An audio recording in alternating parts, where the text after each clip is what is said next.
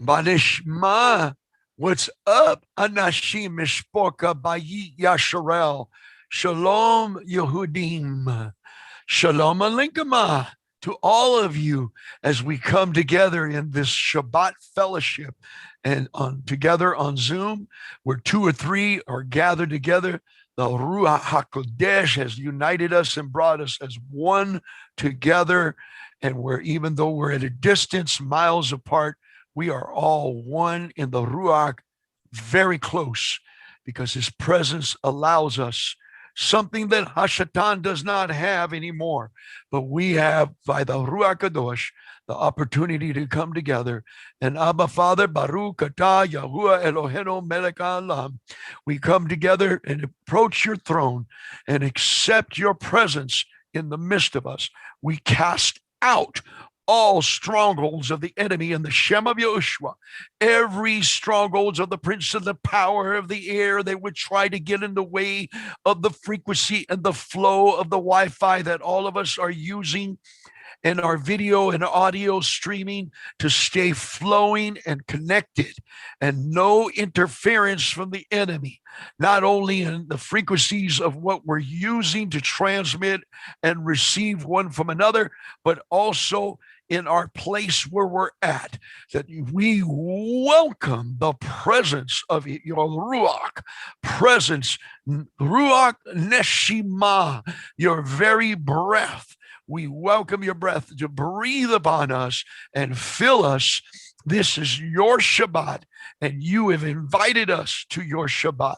And we come willfully, willingly, and excited to come together and to fellowship today. Some great, exciting things that we ask, Father, that your anointing will be upon us to quicken us.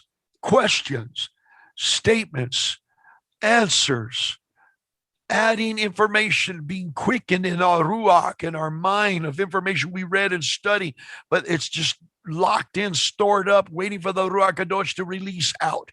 That we willfully, willing, allow your presence to operate in each of us as we break bread in manna from Shamayim to have shalom in the Shabbat, yes, and Shabbat in the shalom, and celebrate in your table, in the Shem of Yahushua Mashiach. Shabbat!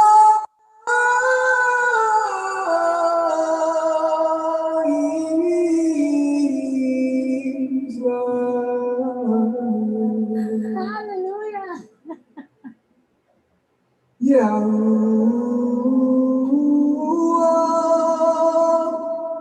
Eloheinu, Yahuwah Eloheinu Achad. Shema Yisrael, Shema Yisrael,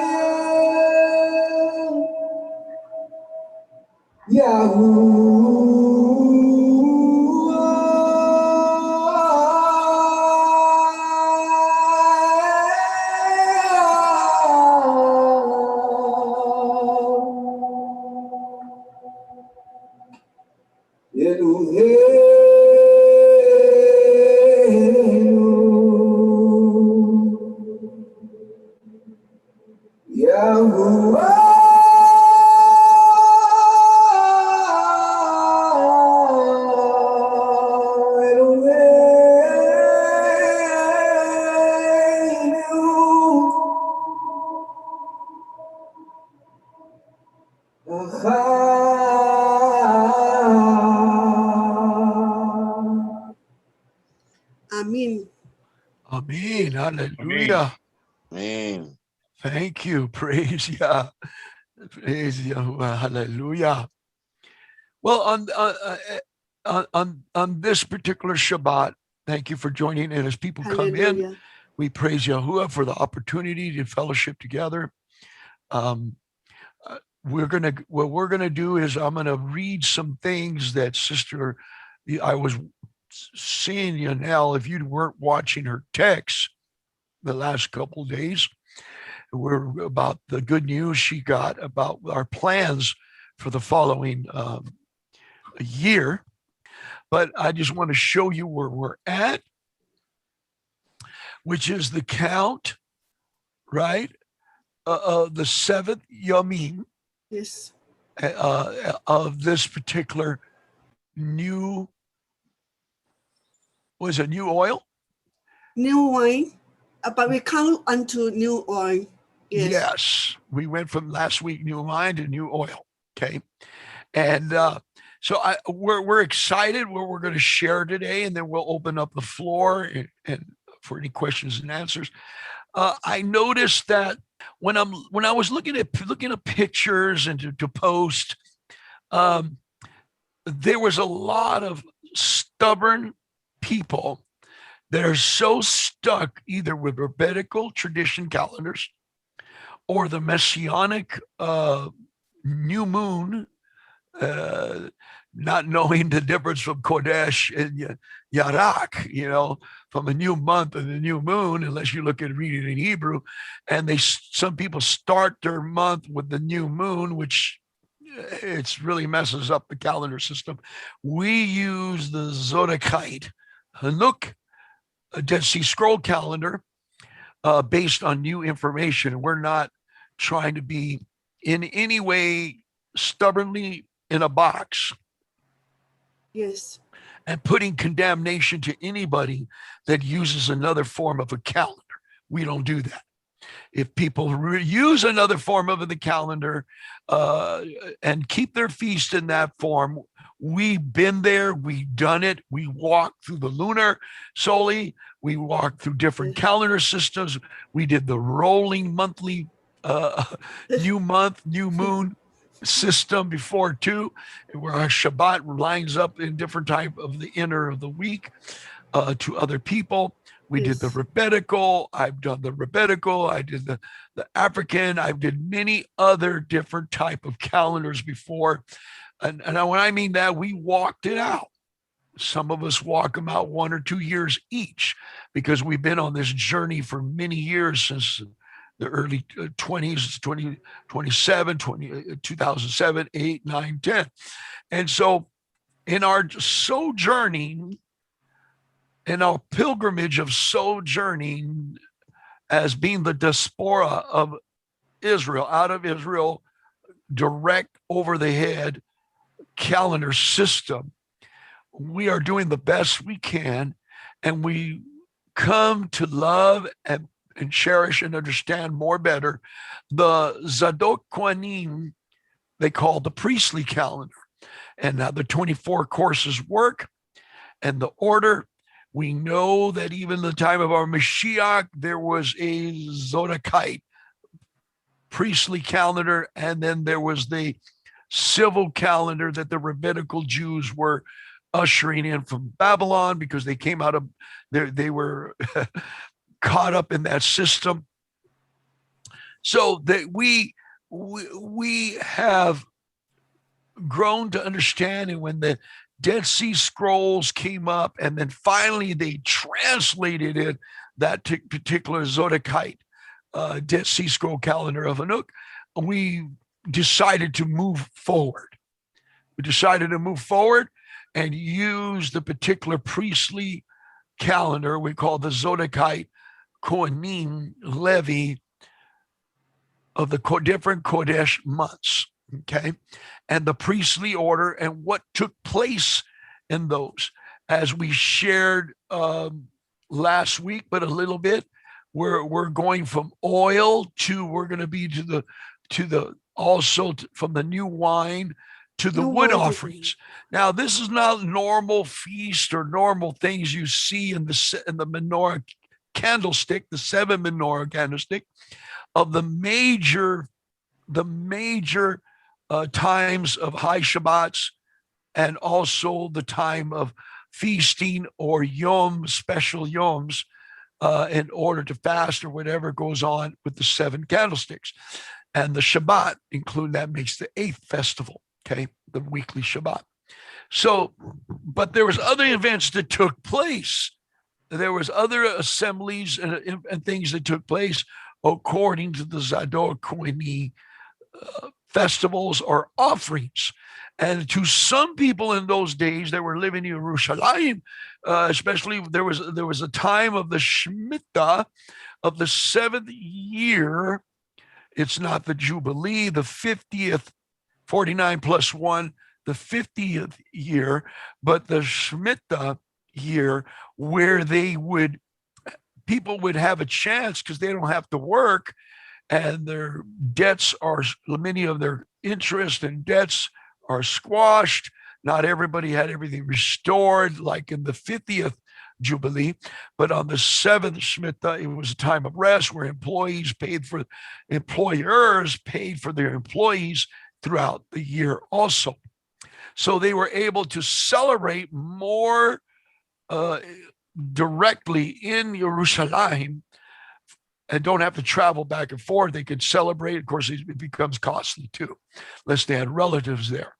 So where we're at now is where we're at. This is the Yom right here, the 9th Yom of the Kodesh month of the 5th Av, which is July, August in the pagan calendar.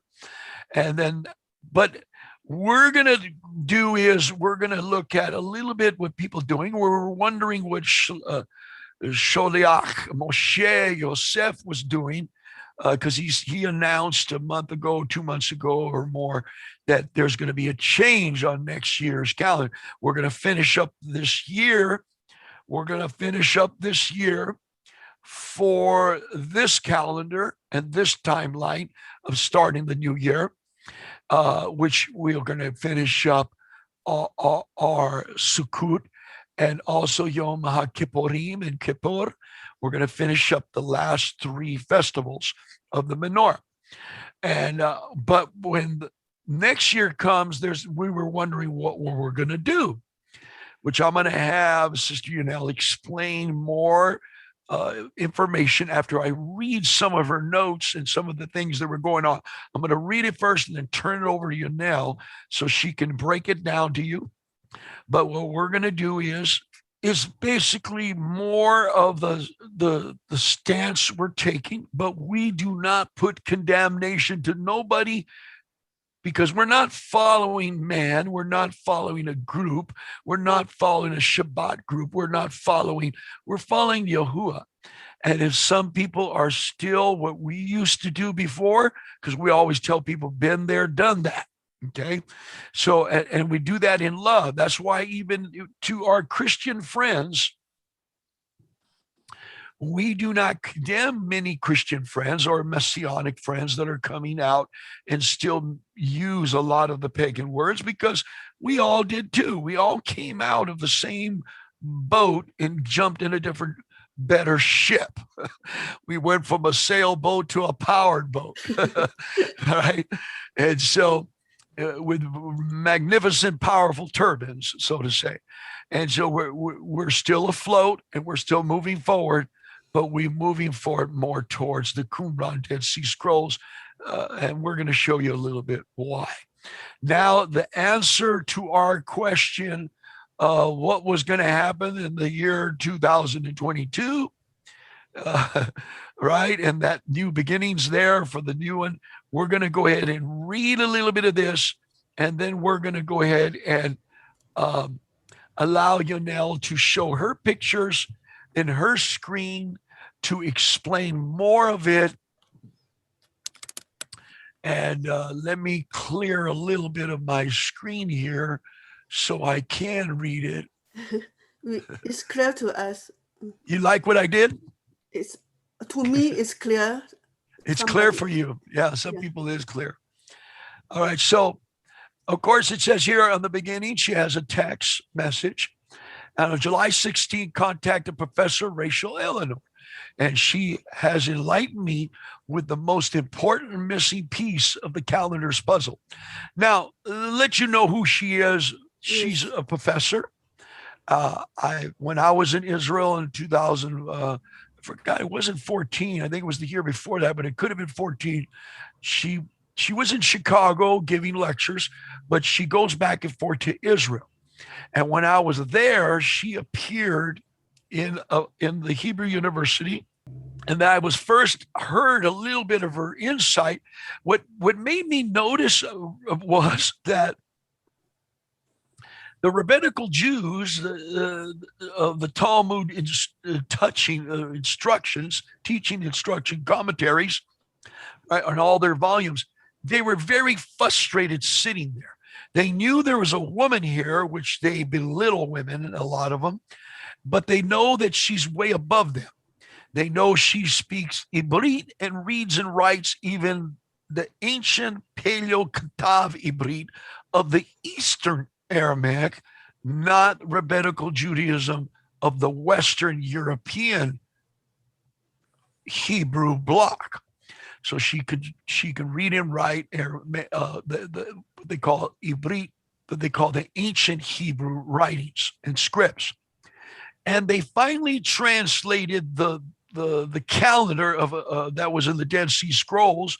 They took a long time to do it. People were reluctant because they know there was going to be a lot of shaking and awakening, a lot of destruction of the old and new beginnings. And a lot of people get, let's face it, a lot of people get stuck in their tradition or their calendar system, and they don't want to move on. When I was there in 14, there was a lot of that going on. There was a controversy of even rabbinical Yehudim and the African Yehudim and the Yemenites and the Samaritans, which they call themselves not Samaritans, but they call themselves the guardians of the Torah scroll.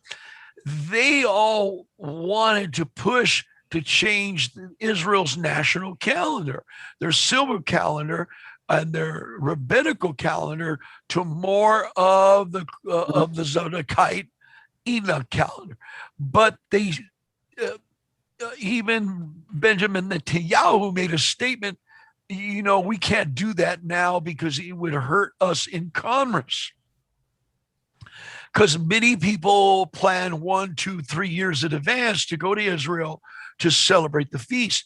Well, when we heard that, we know that was a poor excuse, very poor excuse, because all you had to do is set it up that in 2 years, we're going to start the new system, and this is going to be the way the calendar is. So make your plans that if you make plans 2 or 3 years advance, that we're going to use a different calendar system. Okay, more based on the creation, Enoch, and Dead Sea Scrolls. But they refused to do it because of the rabbinical are very stubborn. One Polish rabbi told me, he says they're thick-headed. My people are thick-headed. They're stubborn, and they hang on to tradition that is not even scriptural. And he was a Polish Rebbe. And my Sephardic friend, that Moshe, that was a Koheni, and that speaks the name of Yahuwah and knows Yahushua as the Mashiach, he said, we don't even try to introduce us Sephardic to the Ashkenazi, the true name of the Father, because they're stuck on Jehovah and Yahweh. They're stuck on it, and they don't want to learn the real phonetic sounds based on ancient Hebrew language. So even they there say that many of the people living large in charge of the European type of rabbinical Talmud commentary, they're stuck. They're stuck in this Babylonian calendar. They read the Babylonian Talmud, and then there's a Jerusalem Talmud. But a lot of the Jerusalem Talmud is actually a little bit of the, how should I say, a transition, like you would say, Old King James, New King James Bible. It's still the same book, okay, of commentary, right? So I'll go ahead. That's who Rachel is. And Sister had the honor of emailing her, texting her. She's going to explain that. And it says here that Rachel Elior, and she has enlightened me with the most important missing piece of the calendar's puzzle. Then I found this article of her that she has given to answer to my question regarding the calendar issue. You could see this in the man-child on Shavuot. You could click there. You could go on our WeChat and look at that. The quotations from her article posted on manchild.com. The above link, once every 7 years, an extra week appears to have been added in order to make between the 364 calendar year, solar year, and the period well known. Antiquity and referred to in 2 Enoch, Enoch 2, the second book of Enoch, they may have added 2 weeks, once every 28 years, in the order to make up the missing quarter day. They selected a year of 364 rather than 365 yamim as astronomical calendarization of the solar year would require, because of the priestly calendar was one of the fixed Shabbats calculated, advanced based on a Semitic division of the yamim of the year, its sessions into equal 7 yamim periods. You have to do it and have one interesting thing happen to us as I was explaining to analogy of describe in the Zadok priestly calendar during our mikvah trip a few days ago. Then today I saw and read in the same description from Rachel Elior. What an amazing like-minded connection.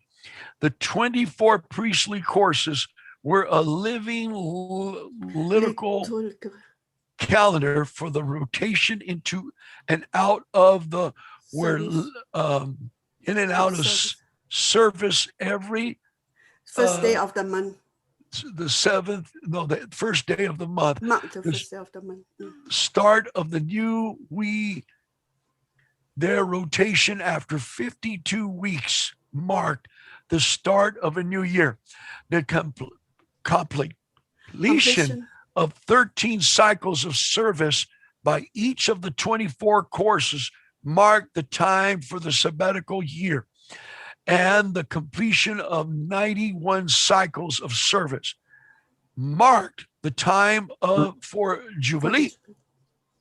The rigorous observance of these eternal and secure 7 past cycles, based cycles of respite from labor, fixed and calculated in advance, and cycles of rest, sabbatical year, equality, freedom and liberty, and made known from the Shemaim through the oath and covenant of Sinai, were regarded by the Zadok Kohenim as the essence of the oath of covenant maintained to the festival of Shavuot and written in the tablets of the covenant.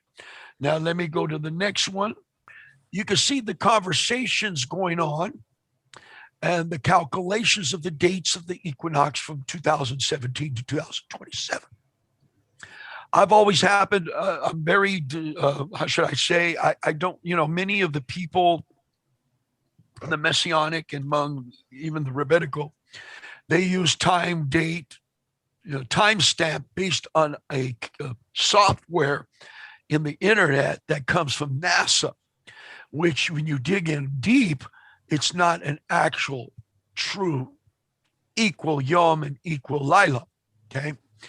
And Yadi is going to skip 7 days on the next Aviv 1 on 2022, which is a sabbatical year from 2021 to 22, as the equinox next year is on the first yom of the week. Torah, I got Moshe from Yadi viewpoint now.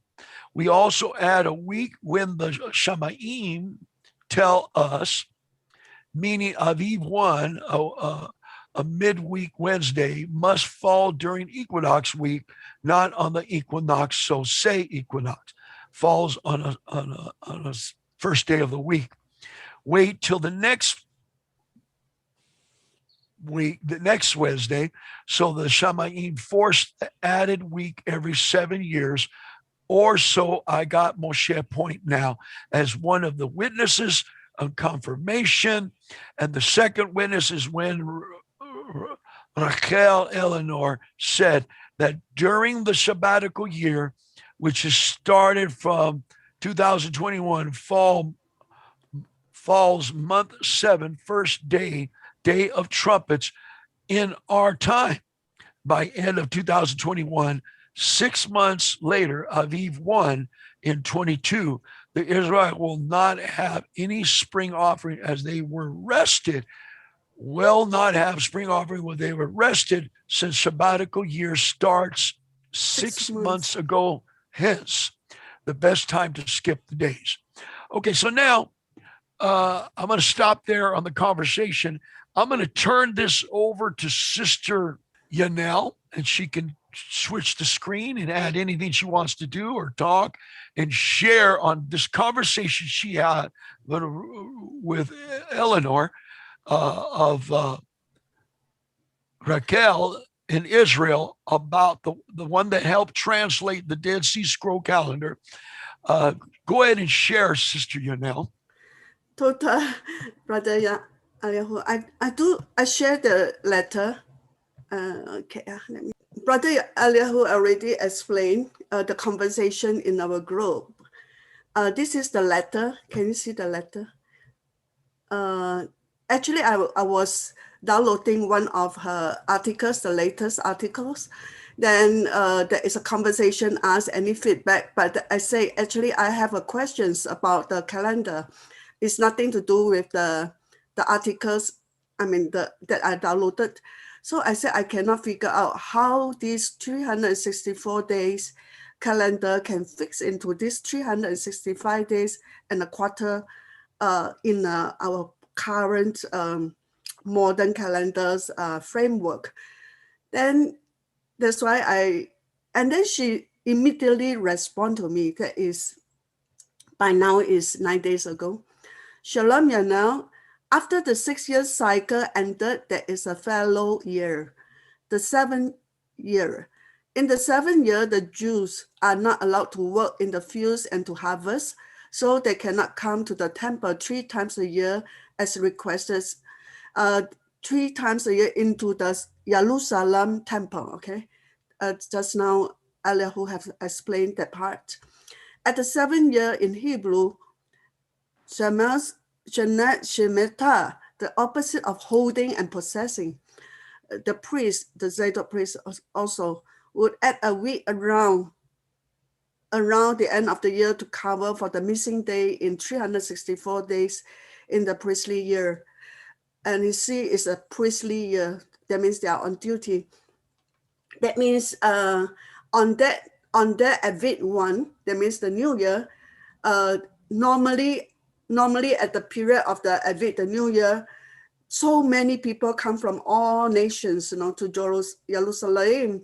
So all the priests, 24 cost priests, all have to be on duty during so-called the major feasts, especially like New Year, or especially like the 7 days of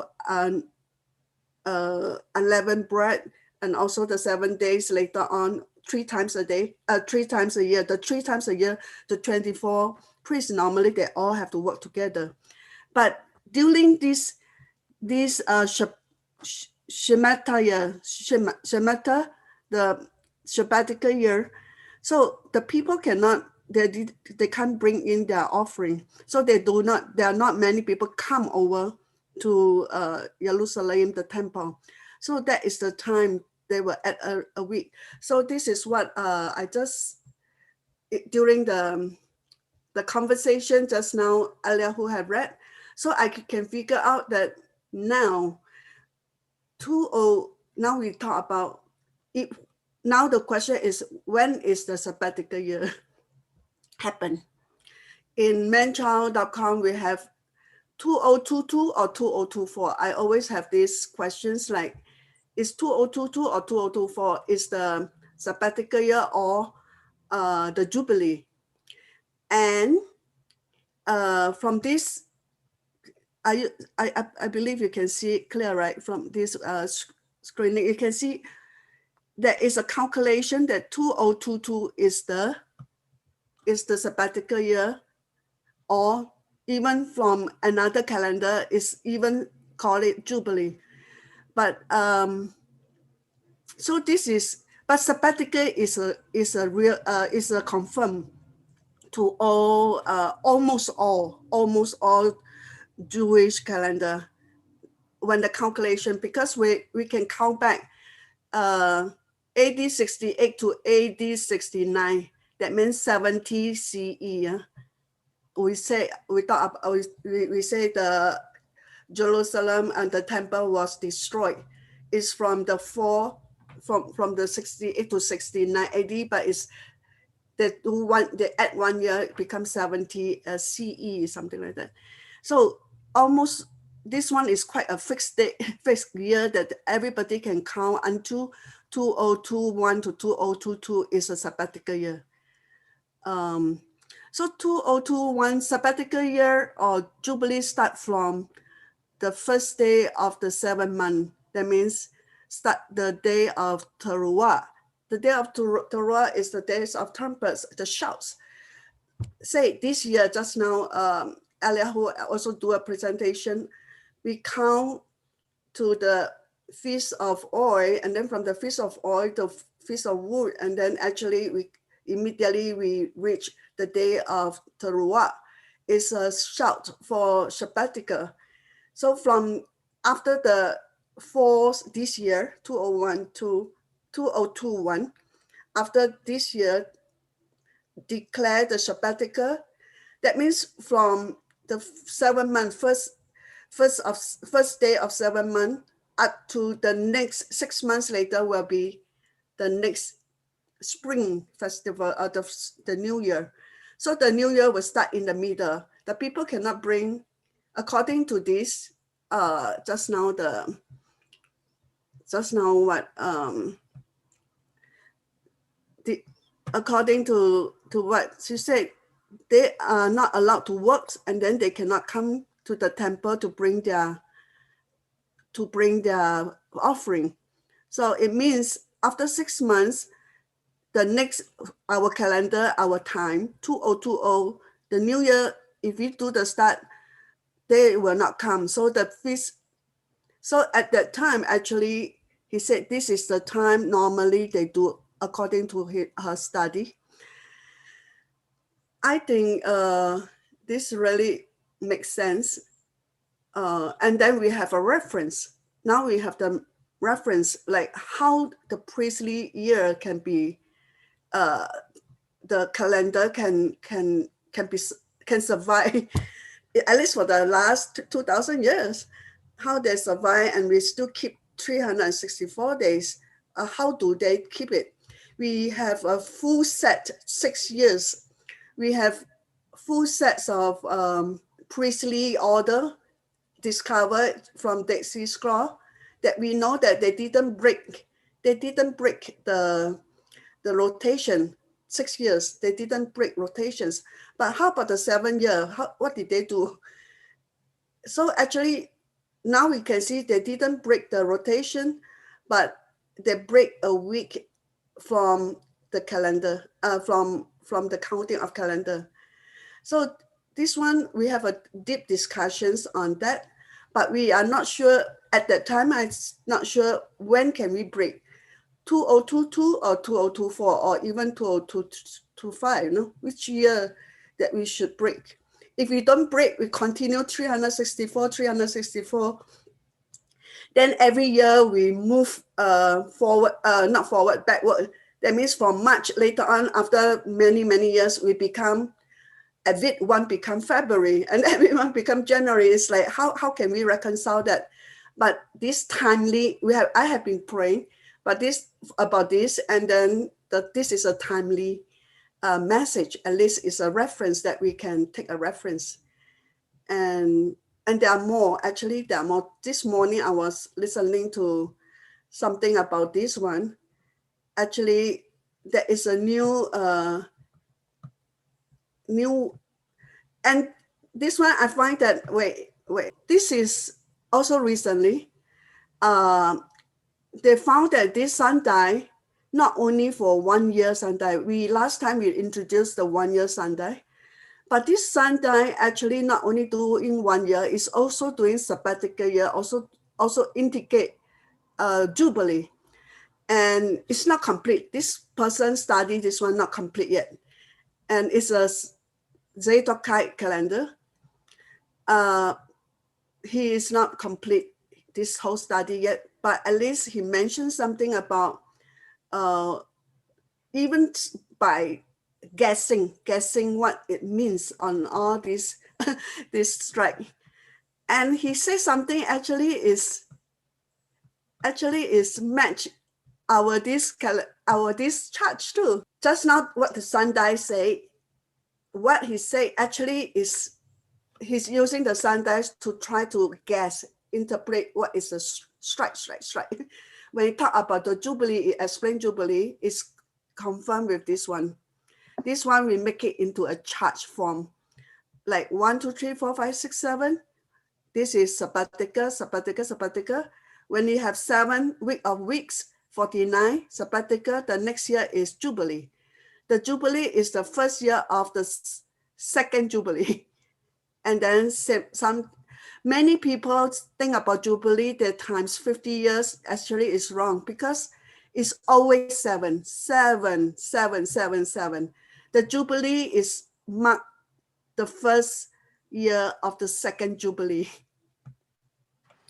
And in that case, when we come to our current year, this is the current year, 5877. Why? Because at this moment, the Israelite Jewish, they are using 5781. 5781 plus 196, the missing year they omitted, it become 5877 because they do not want everybody know the actual calendar count. But the rabbis, the rabbinic, they know. Because we according to just now the video, they say 4 more years will be the Jubilee. So 1, 2, 3, 4. 4 more years is the Jubilee. It's match what we are saying. Why is the Jubilee? This is the 120 Jubilee. See the extreme left, 120. So 120 Jubilee, normally people, 120 Jubilee, we times 50 years is 6,000 years. But in actual, if we do according to the scriptural description, we are not times 50 years, we are times 49 years. So it's 5880. So actually we are very close. And even with the sundial just now, even though his work is not completed yet, he said, wow, that is very close to a Jubilee. And even by counting from that sundial, we are like going to be no more. The next one will be the 7,000, so-called the Jubilee rest, 1,000 years rest. No? And so we have a guessing, this is 5880, but even we want to say the 6,000 year is here. But these are all, you can see clearly from manchild.com with this chart. But we are at the we are sabbatical year, but we are here. But this one 1, 2, 3, 4, 5, 6, 7. So this is what the article I was asking is 2022 or 2024. But we can see and discern from what things are happening now in the world.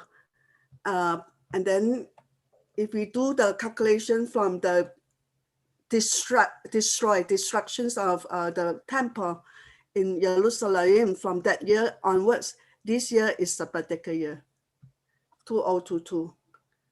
So 2022.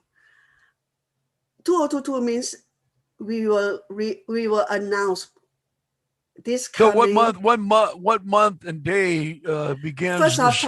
First of trumpet, always Jubilee, the 50th Yamim, the 50th year. All the sabbatical year, all the Jubilee are same been by the trumpet sound, by the Feast of Teruah. The Feast of Trumpets. Yeah. So whether we call it as a Jubilee, because just now I showed you the chart, but even it's not a Jubilee, it's just by calculation from the destroyed of the temple, the Jerusalem being totally destroyed from that year. That means the 69 to 70, the 69 AD count back to here to our time. We are 2021 to 2022 will be sabbatical year. But at least we have a guide. We still have few months to not to miss, to diligently alert of the times, the timetable, the times of Yahuwah. Hallelujah. Praise Yah. Okay. This is wonderful news of this personal email you got from Rachel. Yes. And it's wonderful to hear the contact communication there. I was the waiting response. for him. I was waiting for her to respond because I asked her when she said dueling means complete the whole sabbatical year and start. That means we still keep the whole calendar 2022 within the sabbatical year, or we start like what Yati is suggesting. But I think that is quite meaningful, quite makes sense, because they can't bring in spring offering in Advent 1 next year. If they start sabbatical year this coming fall, 6 months they didn't do any agriculture, are they going to force, like, have to keep the calendar and bring in the offering? So if the rest they didn't bring in, that is the year to change, not change, just to skip. Even the priests, they rest 7 days. I mean, not to work as a group at that time. I'm not sure. Yeah. Okay.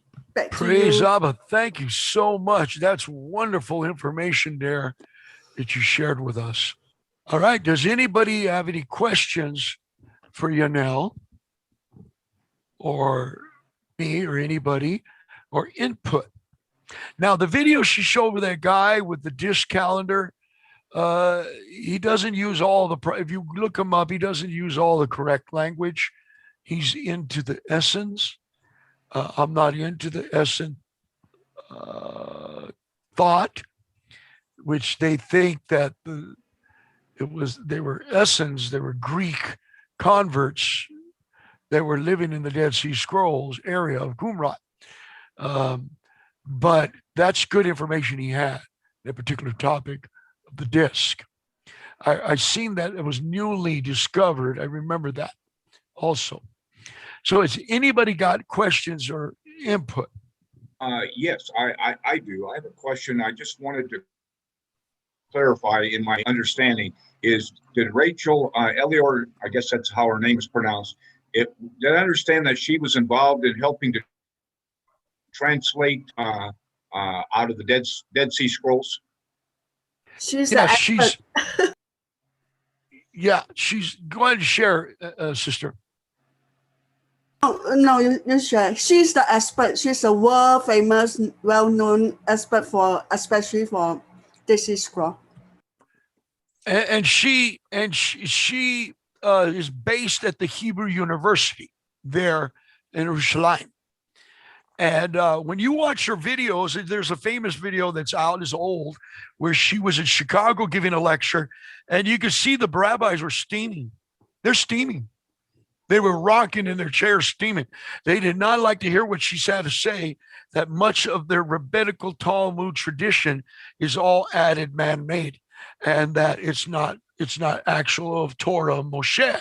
You see, rabbinical Talmud, when you say Turat for Torah or Turat, they consider the Talmud commentaries Torah, but that's commentary. That's their commentary. That's not their, it's almost like, the Mormons have their Bible and then they have a commentary. Jehovah's Witnesses have their Bible and then they have a commentary. right? To understand so they don't even read with their the Tanakh. They just read out of the Talmud with scriptural reference in the Talmud commentary, volumes and volumes of books. Okay, so unless they pick up a Torah themselves, a Torah themselves, 5 books of Moshe or the Tanakh themselves, they only read commentary. And she has been a very powerful figure in Jerusalem, and a lot of young students that are archaeological researchers and diggers sit at her class and learn from her. That's how I learned from a student walked by and saw my laptop that I have Yahuwah's name in Paleo. And they said, well, the Hebrew University, there's going to be one of our main speakers is Elior, and she's going to be sharing some things. That's how I learned from one of the students, because the most of the young people that are archaeological researchers or diggers, they know how to read ancient Paleo Hebrew, and most of the rabbinical don't. They don't even try. They try to go on. Okay, question is, it's my understanding these scrolls were under lock and key by the rabbinical Jews and the Catholic Church for years, but now they've been released, and that's the reason we're getting this information so that we can come up with the correct calendar, so that we'll know when Jubilee is to begin. And is that? That's correct. What happened was there was jurisdiction because Jordan Amman, until the 67, controlled that area where the Dead Sea Scrolls were. It was released back to Israel's custody in the 90s. Finally, the jurisdiction changed. But, let's face it, in the 40s, 50s and 60s and 70s, till it was released in Hebrew Israeli hands. Before that, it was Jesuits, it was Catholic, and it was Christians that were Methodists, Lutherans, that were connected to the Catholic Church. They were a part of the translation, all right? They weren't doing transliteration, they're doing translation. That's why they use a lot of the pagan words. That's why if you get a Dead Sea Scroll book, it would say the book of Yeshayahu based on the Nazarene translation or based on the Clean Word translation, where they take all the LORDs and GODs and all the pagan words out to the best they can. Okay, for the reader, it can have a transition into a cleaner language of the time of the Mashiach. So, but even like right now, there's several books. I wrapped them up. I should have not done it, but I could have showed you one. There's a couple of Dead Sea Scroll books, 2 or 3 that are very famous out there. But the writers are Christians, and they were allowed by the Catholic Church to be with them, to be on the tables to help translate and decipher some of the Dead Sea Scrolls that were broken up in puzzles and then place them all together. Now, those guys goes around all around the Christian community throughout the United States and Canada and Europe, and they sell and push their books. But when I researched who they were, their names, and what universities they're locked in at or financially sponsored, some of them are Jesuits. Some of our Methodists connected. One was a Methodist that used to be a priest and stepped away and joined the Methodists, so he's the implant. Another one was a Lutheran. He used to be a Catholic priest and got married and joined the Lutherans, and then so a lot of their money backing, and a lot of their universities they teach at are Christian Catholic type of language, doctrine, feast days and everything. See, what got me when I was reading their books, the Dead Sea Scroll books,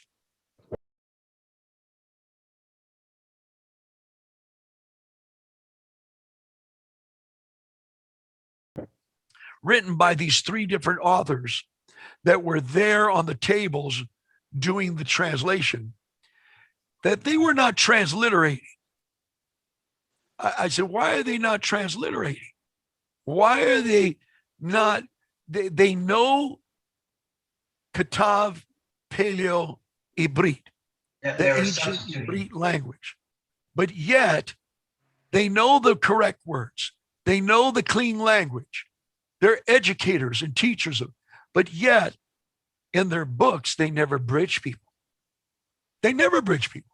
They still use the J-man. They still use Joshua. They still use, which is a Latin term for Jesus or Yahushua. And they still use all those pagan words, even the calendar system, but yet they were there, boots on the ground, because they're still implants. That's what I determined, because they get their money and esteem wherever they travel. What they do is these, and I wish I had the books here, but there's three famous Dead Sea Scroll books in the English language that go around, and they show pictures of the Dead Sea Scrolls and everything. And there are three main people. There's probably 5 or 6 more publishers, writers of writers, but the three main guys that are going around, and they go to your congregation if you want to finance them, and they have a Dead Sea Scroll replica. They show replicas on glass, clay places. They put display of replica, because you can't take the Dead Sea Scrolls and bring them in light. They got to be enclosed in between glass, and they have to be protected from the radiation light of today, or they'll start to fade and deteriorate. Okay. So they have replicas, and they make displays. They had 2 or 3 in the last, 6 or 7 years here in Texas, in different famous Christian congregations that are very huge enough to sponsor them. And then they push their books. Okay. But that's why I question, who are these people? Why don't they bridge the people? If I was right there reading Paleo Hebrew and the real language of the real transliteration and the proper language into English, why am I using all the Catholic Latin words? And I realized the root reason was because they're still Catholic Christians. You know what I mean? And they're very famous among the Christian community, these particular men. Next Shabbat, I'll show you, I'll go in because I already packed up a bunch of stuff.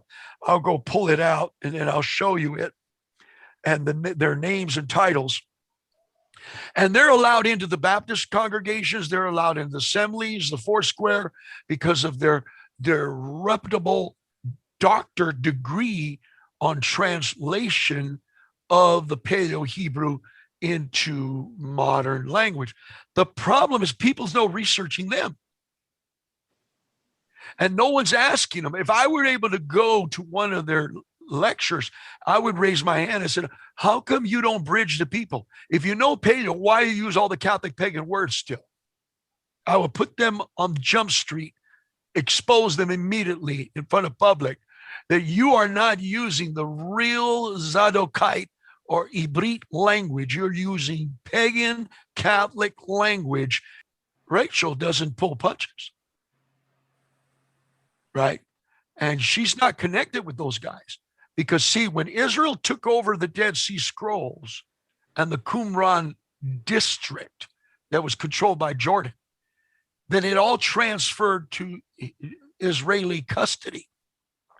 And they had to rewrite much of what those Christians, Catholics did with the Dead Sea Scroll books. But they wrote them, a lot of them in Hebrew, and then some of them in English, but they're mostly in libraries in Israel. Okay. And so they had to redo it all. You know what I mean? That's why when you get certain books of the Dead Sea, you have to find one that says the Nazarene correct language or correct words. You follow what I'm saying? If you don't find that in the Dead Sea Scroll letter, like the book of Yeshayahu, Ezekiel, or Enoch, then you're still going to have the Catholic language lingo mixture with the Latin letters. So they immediately let me tell you why. Because Jordan is connected with Orthodox Catholic, Greek Orthodox Church. Mm-hmm. So the Jordanians. Until last year, I believe that Jordan controlled the Temple Mount. Is that correct, Eliyahu? Well, the Jordanians are custodians from the money from the Saudi Arabia. They're custodians. Their police are Jordanian from Amman. But when it comes to the Dead Sea Scrolls, see, they have their own mikvah in Jordan, which is supposed to be the correct place, but it's not the correct place where Yochanan immersed. It's on the Jordanian side. It's closer than the Christian Catholic one that people go get water baptized at, but no one can go where Yochanan immersed because there's a bunch of mines, explosive mines near that dry old lake bed where the Jordan River really was, where Yochanan immersed. So no one could really go there unless they have proper people going with them doing archaeological research between Jordan and Israel territory, okay? Which everybody wants to know exactly where John immersed, because where John immersed is where the 12 Israel first crossed the Jordan River. He crossed over, and they 12 columns, one for each tribe, with the 10 commandments written on each column. Because let's face it, the Jordan River was very wide. It was over 2 miles wide, which today you can slingshot a rock across it. You know what I mean? So it was very wide, and it's moved several miles. But over with a satellite view, you can see the old dry lake bed where it used to be. And that's the borderline of Jordan and Israel. So the Orthodox, with the infiltration of the Catholic Church near the Dead Sea Scroll, had control of that jurisdiction of the Dead Sea Scrolls. And when it was turned over to Israel, they had to do some rewriting and retranslation of them, okay? So that's a little history of that. And this lady is one of the main workers and pioneers of the Dead Sea Scrolls. She's authorized, and she teaches at the Hebrew University. You could go there and find out her lectures, pay a few shekels and go listen to her lectures and sit with students freely in the Hebrew University. And she's got a strong accent, but she's a very well speaker, and I like her because she really doesn't pull punches on speaking against the rabbinical traditions of men. Okay. She's American or Israeli? Well, she's Israeli. She's Israeli. She's got an Israeli accent. And that's why I was influenced when I went to Upan, that I selected a teacher to teach me the alphabet and other words. And I was learning in Hebrew at the time, they call biblical Hebrew or scriptural Hebrew, from somebody that was Sephardic and homegrown, not European. So you could do that when you go to the Upan schools. You can select your teacher and get their classes. So their accent is a little different. Okay, it's more Israeli than Yiddish. All right, so praise Yah. Let's just open the door now of the floor, since we got that prepped. We're prepping you for next year. And as there's changes, we'll keep you updated on those changes. And I noticed there's a lot of flack, though, as I did some research, Some people are pretty stuck on their lunar system. They're pretty stuck on other systems. But I'd rather be doing this. From all my research and study and what we've been there and done that before, we did those cycles of different calendars before. We walked through those calendars before, and it didn't seem right. And so we praise Yah for this new discovery of what's going on.